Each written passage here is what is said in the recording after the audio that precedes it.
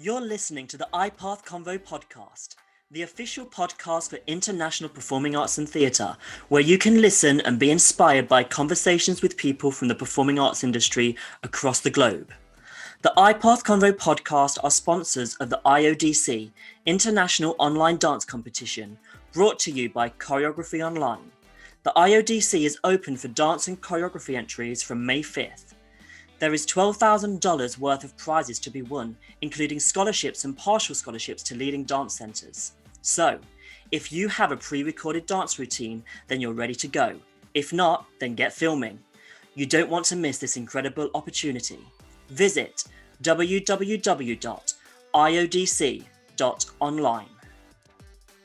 Today, we are joined by Ross Campbell, Professor of Singing at the prestigious Royal Academy of Music in London.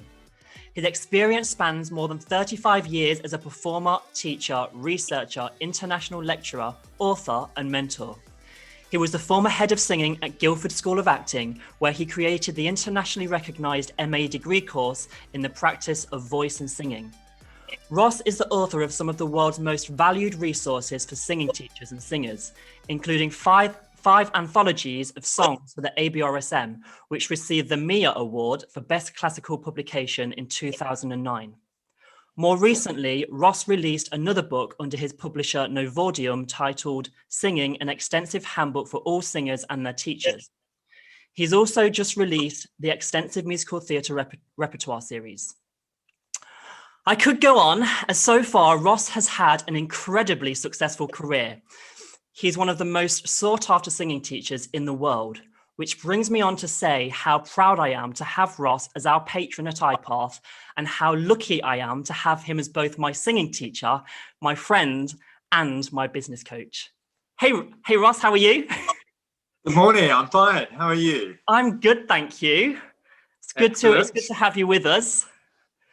So how are you coping in lockdown? Are you keeping busy?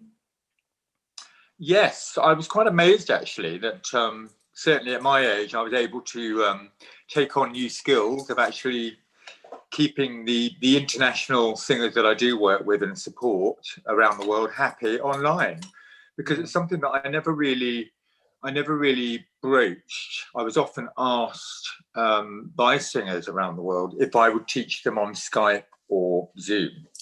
And I've always avoided that because I always felt it was never going to be a great experience. Obviously, teaching singing is a sort of live environment to create the best result.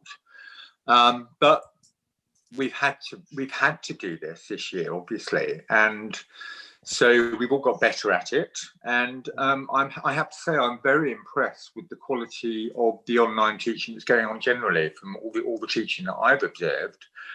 From some of my students who've become teachers, and obviously other organisations, and particularly iPath. And I'm pleased with the way the quality of my lessons have been going. It's a matter of thinking in advance and getting everything prepared in advance, i.e. which pieces of music will you be covering in that lesson, getting good accompaniment tracks in place with the student wherever they are. But I can obviously work a voice, warm a voice up, and sort out individual phrases and sections of a song live at my piano where I am. But of course, we all know you can't accompany a song over Zoom because of the delay. But it works very well. I've been very impressed. So I'm quite happy online actually, and I've had a good year. It's amazing. I bet your international students are happy. Yeah, I mean, I've literally been teaching all over the world. It's amazing to think that, you're in New Zealand 1 minute, China the next, USA the next, down the road the next. So it's quite exciting from that point of view, and I haven't had to go anywhere.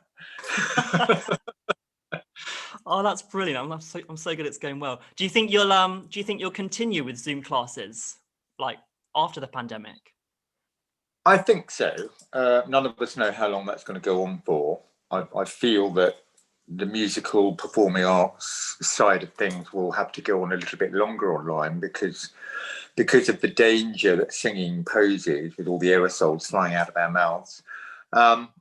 But yes, I mean, I'm very happy to do online lessons, particularly for those internationals that can't just get on a plane and come over here, Exactly. coupled with the expense that creates. Yeah. So I think it'll be a bit of both. Yeah. And also, like, for the international students, it must be an amazing opportunity for them, because I'm local, and I was, how long was I on your waiting list for to have you do my first Yeah. singing lesson? It was like months. Sorry about that. So yeah, for the international students, it must be amazing. But yeah, they all seem quite happy. Yeah. So where did it all start for you? Like, at what age did you find the passion for singing? I think, remembering back, I think I knew I was going to do something within the performing arts, and particularly music, from about the age of 5. Wow. I was playing the piano, and I was being supported well by my parents in doing that. And I had 2 other siblings, a brother and a sister. And it was quite amazing because we all kind of knew what we would like to do from about the age of 5. And we're all very diverse. My sister's a journalist, and she'd actually written a children's book at the age of 7. And she went through to become a journalist. And my brother was blowing his bedroom up. So he was very interested in chemistry and science. And he was literally blowing his bedroom up, from a very young age. And he became a chemical engineer. So we've all done what we set out to do from such an early age. So I think that was quite a relief to my parents, who've all sadly passed on. But so it was great. So my journey was quite smooth from that age. As I said, I was playing the piano. I took up the clarinet in the early school years, and I was singing. But of course, until a male voice breaks through that puberty period and settles down, you don't really know what quality voice there is there, even if the treble voice was a good quality. And I had a good treble voice. I was doing the odd solo at school in the choir, etc. But I wasn't having lessons or anything. And from about the age of 15, 16, when my voice had broken well and settled down, I then went on to do proper singing lessons. Did grade 8 quite quickly, the ABRSM system, and went on to get a scholarship at the Royal College of Music in London. And the rest is history, really. So singing, I think, was always on my radar, but of course you didn't know whether you could pursue a professional career as a singer until you knew what quality the voice was, having broken. That's amazing. What was it like training at the Royal College of Music? Well, lovely. I mean, it was one of the most prestigious conservatoires in the world. Yeah. I now teach at the Royal Academy of Music in London, and they're kind of brother and sister conservatoires, very international cohorts there. So we're all in touch with the whole world all the time. So yeah, it was where I wanted to be. I wanted to be on a vocational practical course as opposed to doing a musical degree at university, because I wanted to be practical. I wanted to perform. So from there, I did 4 years at the Royal College, and then I got a scholarship to the Mozarteum in Salzburg, Austria, for my postgraduate time, and that was an amazing experience. So I went off to Salzburg, had a love affair with Mozart at the same time, because of course this is where he was born. That's amazing. You can't turn a corner in Salzburg without being confronted with Mozart. And that period as well, I mean, it's just the most magical city. So yes, and then from there I came back to London and started performing. And I would advise anybody that if they get the opportunity, if they are going that sort of route with their own career, to try and do something abroad and then come back again. Yeah. It's very good for you. It's very good for your profile. People look at you a little bit more closely if you've actually been abroad and then you come back to your home country. So it was very successful for me. Wow, that's amazing. So yeah, you just mentioned that you're now the professor of singing at the Royal Academy of Music. What's that like, to teach in probably the most prestigious music school in the world? Well, there I've gone into musical theatre. Okay. Been there 21 years. I was really surprised 21 about years, that. wow. 21 years, yeah. So I was there at the beginning of the inception of the MA, the Masters in Musical Theatre. So they do this one course there. So of course you've got the fantastic infrastructure of the Royal Academy of Music surrounding that course. Yeah. Sort of 30 to 38 students, depending on the cohort each year. It's a one-year course, and you know, pretty much most of them go straight into the profession. So it's lovely to be working at that level with quality students, again, from all over the world. It's a very international course. And yeah, and it's great to feed younger students towards that course, because obviously I'm working with people privately as well. Yeah. And if they're displaying an interest in musical theatre, then I will always recommend that course, provided they've done another course of study beforehand, because obviously this is only a higher degree, it's an MA. So you really need to have done a BA somewhere else. And it might be in psychology, it might be in English, it doesn't have to be in music. Provided you're showing the right qualities, you know, you can land a place there. But it's lovely. I mean, it's a lovely environment. It's a lovely place to be. That's amazing. So you said earlier that you started off performing at the beginning of your career. What do you prefer? Do you miss performing, or do you enjoy teaching? I'm passionate about teaching, yeah. And I'm sure you know that because you've experienced it. And I think when I lose that passion, I will give up. But I can't see that happening. Yeah, that can't happen yet, not until my voice is sorted. No, I can't see it happening immediately. My performing years were great, very varied. It wasn't just opera. It was, and I did go the classical route initially. Lots of concert platform work around the world, lots of leader, French chanson concerts, and a lot of oratorio. It was great to be yourself standing in front of an orchestra singing and not having to dress up as a character all the time. So I enjoyed that side of my work. And I always had an interest in teaching, but of course, when you're doing a busy performing career, you can't really pull yourself both ways. It's too tiring to start with, and you're not in one place for long enough. So later on, when I was beginning to slow down in the performing world, I was getting more interested in teaching. Took on a few younger students. I had my own teaching qualification as a singing teacher, so it was just an extension of that. But of course, one needs to keep one's own professional development going anyway in that field. And I was doing a lot of research on the voice because I was interested in musical theatre. And indeed, with mates of mine in the opera world in this country, whenever we were home, we would often put together corporate gigs where we would do some of that legit older musical theatre repertoire. Mm-hmm. The carousels of this world, you know, the Rodgers and Hammerstein, the Rodgers and Hart, the Gershwin, the Cole Porter. And, you know, we would do these corporate concerts for companies and dinners and things, and had great fun doing it. It was kind of letting our hair down as opera singers. But I realised some years later that we were doing this all wrong. We were using the wrong voice qualities because we were singing as fully fledged opera singers with that quality, which is not correct, even for that very early legit musical theatre repertoire. So this again led me to doing more research, and there was more research going on generally. People would be aware of the S. Still voicecraft, American. Jo S. Still, who I met and got a lot of her information from her firsthand many years ago. She's dead now. She had a classical career. She was an Italian schooled opera singer. Wow. But she again went that musical theatre route and explored it. So she did give the musical theatre world, she opened it up to the sort of voice qualities that we should be using. But it's not the whole story. And I often get asked, what method do I teach when I'm teaching musical theatre?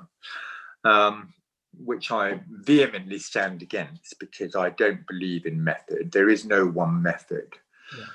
What I am prepared to say to everybody, and this might be interesting to your listeners, is that I'm prepared to say what I'm influenced by.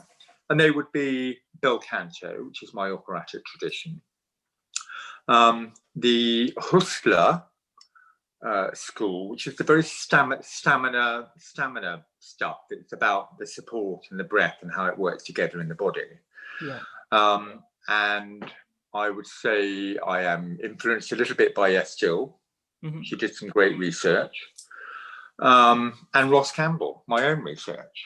Yeah. And for me, that keeps it healthy. To go and buy a method off the shelf, and there do appear to be a few going around, I don't think it's very healthy. And in my own book, I wanted to give the readers the facts about how the voice works anatomically and physiologically. Yeah. Not a method as such. It's up to us as good teachers and developing teachers to develop a diagnostic ear so that we get used to hearing what a student's doing, not just the same way to teach every student that comes in front of us. Hear that voice, tune into it, see what needs working on, see what's good about that voice, and have those exercises, those very practical exercises that get straight to the heart of the weakness or the problem and sort it out. I can't use the same exercises for every student. Yeah, absolutely. But I can only do that because I've got a good sound knowledge of the anatomical way my voice works. Yeah. And it only works a certain way. You've only got to ask a medical doctor that. Yeah. So, yeah. So I'm just to answer your question, I've gone a long way around about that one. I've done my performing life. I enjoyed it immensely, but I love teaching, and I don't perform anymore. You may find me coming out for the odd funeral or wedding, but only for close friends. Yeah. So, and it's always enjoyable, but I don't need to perform anymore. Teaching is busy enough anyway. So, again, I'm very blessed because I've had both sides of the coin, and I've enjoyed both. That's brilliant. Wow. So obviously we're in the middle of a pandemic. Yeah. What advice could you give to the thousands and thousands of singers out there whose employment has been kind of paused for the past year? What advice would you give them in terms of continuing to develop their voice and keep it healthy and things? Absolutely. Well, we all know the tragedy of what's going on before our eyes at the moment, and obviously how tragic it is for our own profession. Yeah. It must have been one of the worst hit parts of life, the performing arts. Absolutely, because even if you think about the world wars, even in the world wars, like the singing industry and performing arts industry was thriving because that was what was inspiring people and keeping people going. Whereas now, this must be one of the only times that it's ever literally just stopped. Yeah, absolutely. And I think tragically, a lot of people have left the profession. I mean, I am hearing this, which is a great shame, because we know that it takes years and years and years of training and practice and rehearsal to get to the level that is acceptable at a professional level. Yeah. But this is what it's done to people, and I'm trying to support the people that are known to me as much as I can, because I'm of course the other end of that now. And well, okay, advice for students who are trying to hang in there, and I can talk mainly from the singing point of view. It's so important to keep those vocal exercises going, and not just to sit back and do nothing, because the whole system of singing is based on groups of muscles working together. Yeah. So we all know, if you do a bit of exercise, if you don't keep it up, then you lose that elasticity, you lose that stamina. So that's why you need to just keep it at that sort of optimum level. Keep your muscles of your voice honed and refined, ready for the off when the industry is going to open up again, and it certainly will. You won't kill the industry off. Yeah. But we've got to be ready.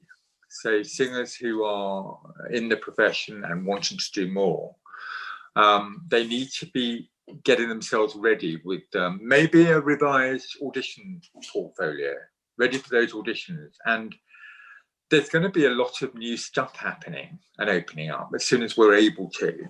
There are going to be a lot of audition opportunities. So it's no good having let that slip for a good year or more. You know, you've just got to keep in touch. Now, there's lots of online stuff you can do inexpensively. Plus, if you've got training, you would have your private best exercises that you've done with your own teacher in the past or even now. Yeah. Just do those on a regular basis, even if it's not every day, then 3-4 times a week. Yeah. So just keep yourselves going. And it might not appear very much at the time, but when you look back, you will realise, yeah, I can still do it and I feel strong enough, and you're ready for those auditions. Yeah. I think also if you get the opportunity, and this is for people who are professionals, I think, there are those online masterclasses, workshops that you can join up online at the moment, where you can get up and sing a song and have some confidence. I'll be doing some myself. I think I'm probably going to do some with iPark, and also my own publishing. The publisher that publishes me, they also have that in mind as well, because I can share something and we can make it as inexpensive as possible. Yeah. So yeah, I understand it's very difficult. You know, the motivation might not be there for some of you, but if this is really what you want to do and you are passionate about performing, then you've got to make yourself do that, and do it by rote. Just do it like a machine. You absolutely are keeping it toned and refined, ready. Yeah, and I think like your point about motivation, it's so easy just to kind of sit down on your couch and binge watch Netflix because there's nothing else to do. But actually, I think our motivation needs to be that there is a vaccine. People are starting to be vaccinated all over the world now, and it's only a matter of time before those theatres start reopening and thousands of people start flooding the theatres. And yeah, so I think that needs to be the motivation, doesn't it? Absolutely, yeah. So you've got to be ready for those auditions. Yeah. And you know, let us see what you're made of. Yeah, absolutely. And so for the listeners, but for the listeners, we will be announcing Ross's online workshops, which is going to be really exciting. That will be via Zoom as well, where you'll have 15 minutes to sing one of your songs from your repertoire, and Ross will advise you on how to further develop it. So information on that will come out soon. What do you think the musical theatre world will look like after the pandemic? Do you think there'll be new shows? Do you think it will just go back to how it was before the pandemic? I think we'll see a mixture. We're going to get the favourites coming through. Yeah. Because obviously the theatres, from a business point of view, have got to get those theatres packed pretty quickly in order to pay for the terrible debt that they're all in at the moment. Yeah. And you know, and to really attract those audiences back into the theatres. So we're not going to go to anything too obscure. You and I might, but you know, the general population won't. Yeah. So we've got to see the Les Mis. You know, you'll see some of those old musicals coming through, The King and I, Carousel. I mean, there's so many of them, and they're wonderful musicals, and they really stand the test of time. And you know, some of the commercial musicals as well, the jukebox musicals, they'll be there too. So I think it will be a mixture of what had to close, what was already perhaps in the West End and on Broadway. But you'll see those fringy performances coming through, the smaller ones that can be in the smaller spaces. Yeah. And also they're less risk for the producers.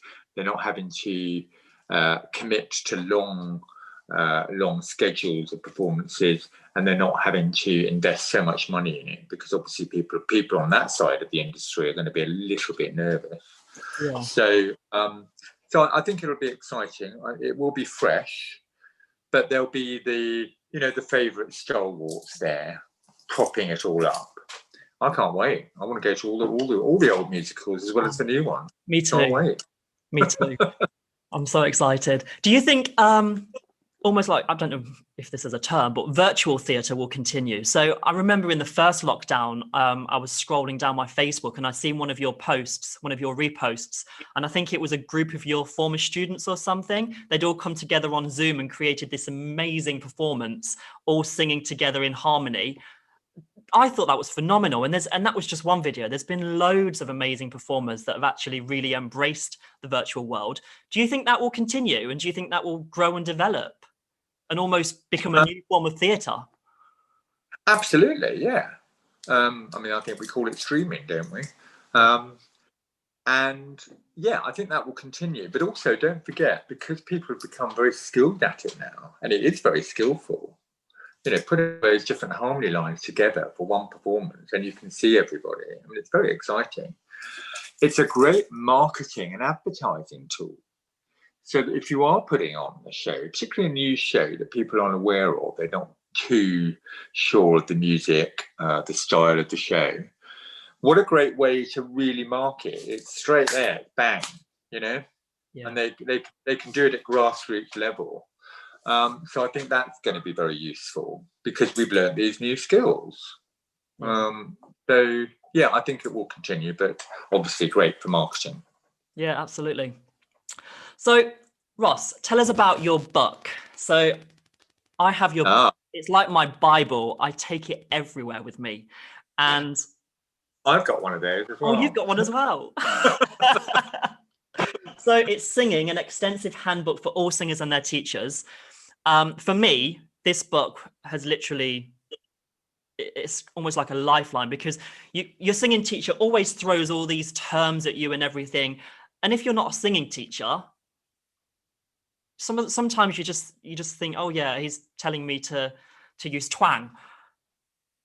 But no one's ever actually told me what twang is. So I just open your book and it's there, and it's in like a regular language that everybody will use. It's not just for academics, it's for regular singers. And I think it's amazing. Can you just give us a brief, yeah, you're welcome. Just give us a brief, a brief outline of what it actually is. Well, it's how to sing. Bear in mind, it took 10 years to write. Wow. Probably based on over 35 years of my experience, both as a performer and a teacher and a researcher. So I wanted to give the world, and this was the difficult bit, I wanted to give the world, you know, how it all works. Now, obviously, because it's not a violin or a clarinet or a flute, we can take those things apart and have a look at them and see how they work. You can't quite do that with the voice because it's deep inside us, and if we took it out, we wouldn't be alive. Yeah. So, so we've always had to sort of imagine a lot of what was going on in the voice and get these senses of how it would be and what it looks like. But obviously, you know, over many years now, probably about 25 years, we've been able to get in there with cameras and have a look. And parts of the medical profession have become very expert at this. And I've been involved in that a little bit over the time, where we can have a camera put up the nose or straight in, and you can see exactly what's going on in the larynx, how the vocal folds work, you know, and we get a picture of that. That's a model of my larynx. And you know what's going on inside, how it moves. You know, we'd be quite well versed in tilting. This is the Adam's apple, by the way. So I wanted to explain that in as simple terms as possible. I've got every singing book there ever written on my shelves, but to be honest, you need to be a doctor to understand them and to stay interested because they are so heavy. You know, you put it down after a page because it just doesn't.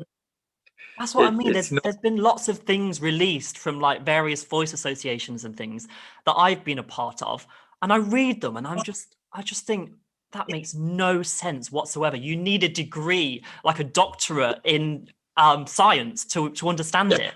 So it's no use for singers that haven't gone the academic route. Absolutely, yeah. So from that point of view, I mean, that took a long time to write and rewrite the anatomical sections because it had to be fact. you can't take away from actually what it is and what all these bits of the voice are called. And but to bring that alive, I had to make it practical. So every time I mention a piece of anatomy to do with the voice and how that relates to the rest of the body, how we breathe, how we support, I gave you practical exercises to bring it alive. So hopefully I've managed to do that. So there's an activity, practical exercise for everything I talk about, through those chapters. And so therefore it's a very doing book. It's not just sit there and read it. You can do it. You can prove it for yourself. And I take everybody through the psychology of singing, how the voice develops from birth all the way through to death, how a voice ages, what happens to the voice, obviously how to build various different styles of repertoire into the voice. I was very pleased with the outcome, obviously. And I wanted a design, and I did work with the designer on this a little bit, that was sort of colour coordinated and came alive to you. Yeah. It's a coffee table book. Yes. It's on my coffee table. It's great. Yeah. And people will just pick it up and just flick through it. They might not get terribly into it, but this is a lovely book. It handles beautifully. It opens well on a piano. Great for singing teachers. Yeah. And there is also an ebook version of it. So if people didn't want to have a hardback, they can have it as an ebook on every device they've got on their phone. It's all very, very interactive. And in fact, if you buy the hard book from my publisher's website, you always get the ebook free of charge anyway. Yeah. So, I've been really amazed. It's sold worldwide and continuing to do so. And it's even being translated, isn't it, in Asia? Yes, it is. It's about to be translated into Vietnamese. Wow. Quite amazing. That's incredible. Yeah. So you've also just recently launched your extensive musical theatre repertoire series. Can you just tell the viewers quickly what they're all about? Musical theatre repertoire catalogues, yeah. Well, I again have been building these up over many, many, many years. And they are a very extensive list of songs covering the whole of the musical theatre history up to the present day. And that stretches right back into the late 1800s. And it's all by style, composer, lyricist, period written, plus teaching performance notes, and the level that they would be at. So going all the way from grade 1, so teachers would be aware of all these levels, to a diploma level. And I've made it quite clear that anything labeled level 6 to diploma are all very suitable for older teenagers going into the profession. So all the way up to professional audition portfolio standard. Obviously, those labelled diploma are the most vocally difficult and challenging, but we would expect that at that level anyway. Yeah. So it's a library in your pocket, and I've done it in each voice. I've done soprano, mezzo, tenor, baritone. You can buy them all together as a complete. They are separate, but they come complete. They're totally interactive. And they work on phones, iPads, computers, tablets, whatever. So I'm delighted with those. All been beautifully designed by my publisher. And it's done the hard work for people. You cannot amass that information in 5 minutes. Yeah. No, absolutely. I love the fact that they're ebooks as well. So you literally can just search for anything that you want. If you want all the grade 1 songs, you can just type in grade 1 and they all come up. Whereas all the books that were published before by other authors, they're literally books, and it takes hours to find a song that suits you. Whereas this, you just search and it's there. So yes. So if you're a more advanced student and you're having to, part of your remit on your courses is to produce a song at your next class written in the 1960s. Yeah. You can just put that date in and you'll get all those songs up in your voice type of that period. Yeah. So there are well over 1,200 songs in that series. So I have no excuse now when I'm in your class, when you say, what are we going to sing today? And I say, I don't know. Absolutely not. No. Brilliant. So for the viewers, if you want to purchase Ross's book or any of his catalogues, you can go to www.thesingersportal.com, and I'll add the link to the end of this video as well. Finally, as I said in the introduction, you said yes to becoming a patron to iPath. I'm going to put you on the spot now, so make sure this answer's really good. What made you say yes? Well, I obviously looked into, I do get asked to become a patron and consultant to all sorts of companies, particularly involved in training the performing arts. But iPath took my eye because I liked the initial professional presentation that I had seen. I obviously delved into the website, looked at it. I looked at how it was built up. I looked at the fantastic academic profile of the team that have basically been sorting out the accreditation of this company, the organisation and the board of exams, which is very important. Yeah. I'm a man of quality in what I teach and what I like. We don't get to those levels of quality in anything that we do without putting in the hard work and the time. And we live in very much days with all the TV programs of expecting to be able to get up and sing a song and be a star overnight. Yeah. They have their place. I mean, they have opened up the world of particularly musical theatre to the population at large. So there's nothing wrong with that. But don't be fooled into thinking you can get to that level, professional level, without putting in the years of hard work and rehearsal and practice and training. So I can see all this supporting iPath. And I liked the way that teachers that get involved in iPath and become members are well supported by very seasoned professionals who have been trained well themselves, who are imparting that information, who are passionate about imparting that information. So yes, I was very happy to have me as a figurehead in that organisation. And I know we are in talks for various things that I can get involved in. And one of them would be doing masterclasses for you. And maybe the odd workshop, etc. So I'm very impressed, and the fact that it is spreading through the globe quite quickly. Yes, it is. That people are catching the passion and the quality of this company, iPath, and also the fact that it's got many departments, and you've got a really good professional department in there that's developing teachers.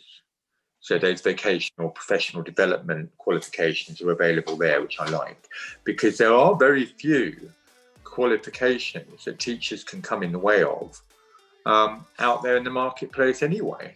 Yeah. The trouble is people can set themselves up as teachers of the performing arts and all disciplines of performing arts without any qualification. And in my department, singing and voice, it's dangerous. You can mess up someone's voice by playing with it and not really knowing what you're doing with it. Absolutely.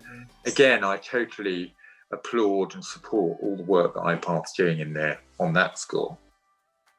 Oh, thank you so much. Well, it's an absolute honour to have you as our patron. And yeah, I love our telephone calls when I'm calling you up saying, Ross, I need some advice on this, and this person's come to me and they want to partnership, and yeah, it's brilliant. You're an asset to the team, so thank you so much. Pleasure. Yeah, so I will post the link for your book and your catalogs for the viewers at the end of this podcast. And that's it for now. So thank you so much for agreeing to come and do the podcast. And no doubt we'll be doing other podcasts in the future together. We'll probably have a podcast once we've launched the Zoom masterclasses with you. We should have a podcast about that as well. So lots to come. Thank you so much, Ross. Thank you. Bye for now. Bye-bye.